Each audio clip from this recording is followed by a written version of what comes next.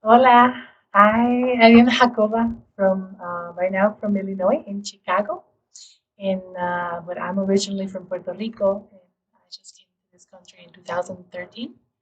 I currently work with my own project, MOMA, which is Mujer Montuna Mama Niña, which is a project that I developed back then in the 2009. So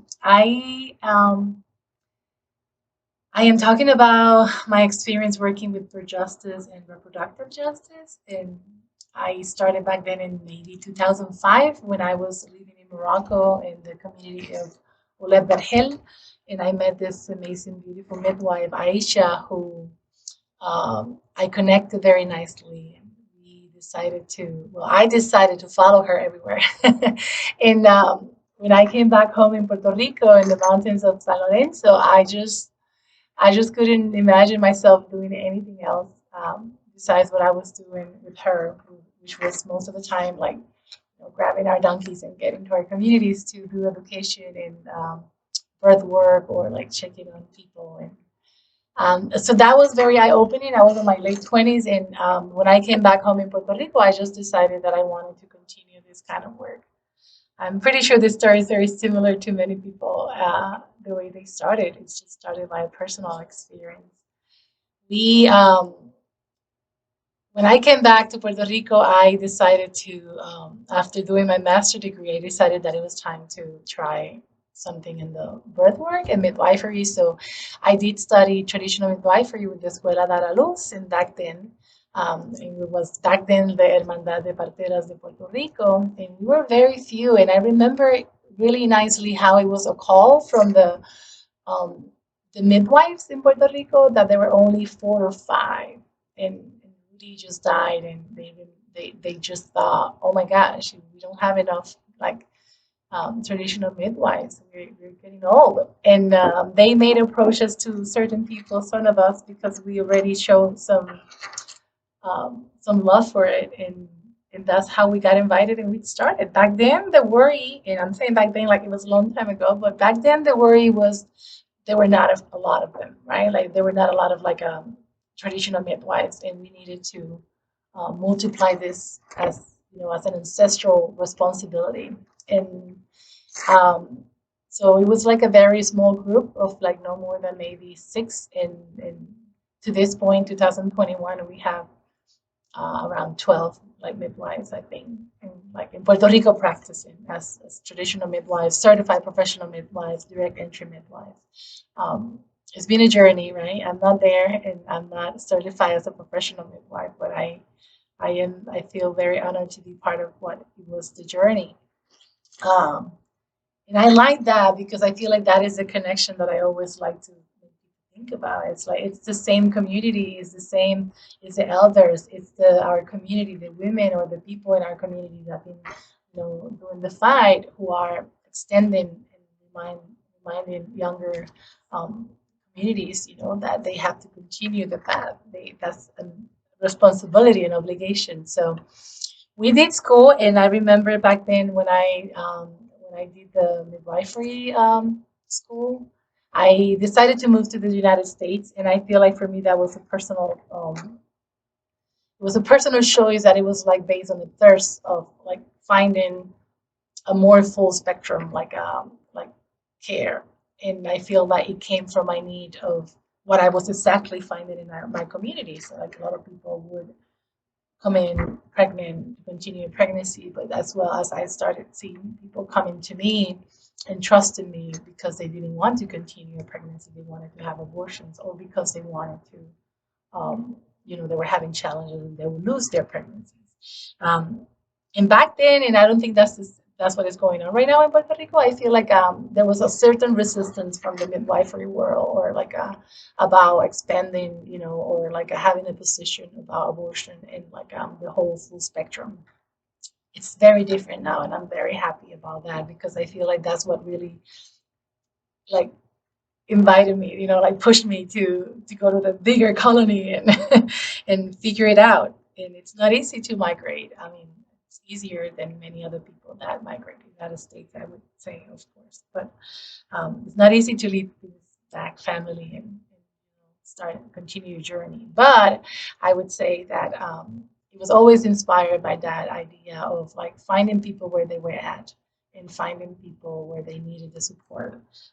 Life was trickier because life took me to continue my classes in midwifery and continue like growing in the full spectrum aspect. And life sent me some curves. So I experienced around 23 miscarriages in a very in a very long journey to try to become a mother. And that was a great lesson for me. And that was a great way for me to like get my lenses and see like where is my path. And I feel like my path took me exactly where it needed to be. I started doing more work around pregnancy loss, and I did it because people reach out to me, and I feel like this is the idea, and this is what reproductive justice means to me too, right? Like resources are there, but are they accessible? Are they close to people? Are there in a tangible way that people can see themselves through them or can see themselves on them? And I feel like when people started reaching to me because of the need of like having support when they would lose their pregnancy, and sometimes that would lead to me also supporting them when they were like decide to have an abortion, either because for so many reasons, including like reasons of like a risk and like genetic like challenges. I feel like I would say that there were not many resources available for people out there. So I started my journey in supporting people as a Partería de Duelo, which is like supporting people passing their loss in pregnancy and going through their grief at home. And of course, in Illinois, there's certain restrictions in terms of like limitations because I don't have a license. But I feel like that also led me to feel that I had the need to train more people, because that's what it's all about for me in my project. It's about bringing the knowledge and the um, to the to where it always belongs to. It's with people's hands, and I feel like that's also one of the things that I faced when I came here to Illinois. That there was a lot of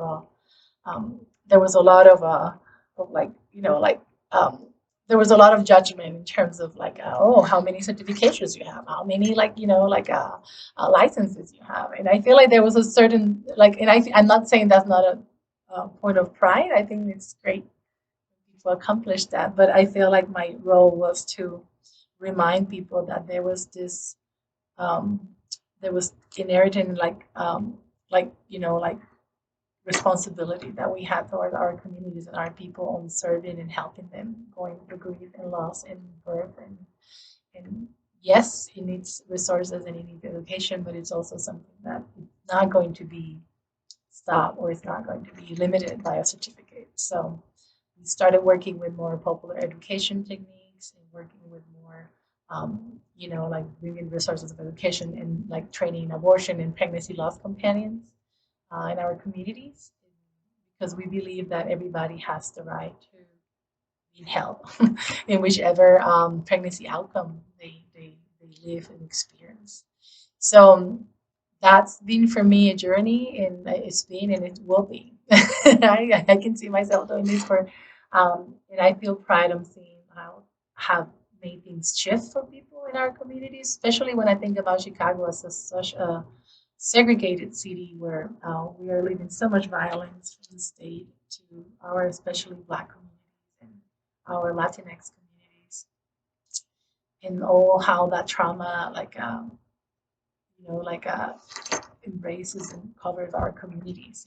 It's embodied, right? And the way our people are giving birth, or are losing their pregnancy, or not being taken care of, our like maternity rates in Chicago, especially in our Black women, and it's horrendous. It's like it's numbers that should not be there. But then there's great projects going on in House bills. And I know one of them was the 738, which was the House bill that is trying to bring a birth center to the South in Chicago with amazing two beautiful midwives, as well as House Bill 3401, which is the one that is trying to bring more certified midwives, because Illinois is very like biological like control state. It's really good for other things, right? For abortion, it's really good, but I think in terms of like honoring the path of the certified midwives, is not, we have to improve this bill, and we have to get certified midwives out there. So for me, it's that it's reproductive justice and birth justice. It's about honoring and respecting where people are at, and how people grieve, and how people love, and how people like like suffer or like manage pain, and meeting them where they at and bringing the resources to them. And we have ways to bring them to them, and I think one of them, and this is the one I'm focusing right now, it's about training more people that could go to our communities and remind people that regardless of your decision, like because I also train birth companions, um, there's always going to be somebody here for you, and there's always going to be somebody holding your hand. So I feel like people deserve that, and people deserve to have the feeling of knowing that there's always going to be somebody out there for them, and I feel like that's the hope. So I'm very glad to be in honor to be invited to this conference, and I appreciate all the love and that you all bring into the communities, because it's something we all feel, even here in Lima. So, well, then, thank you.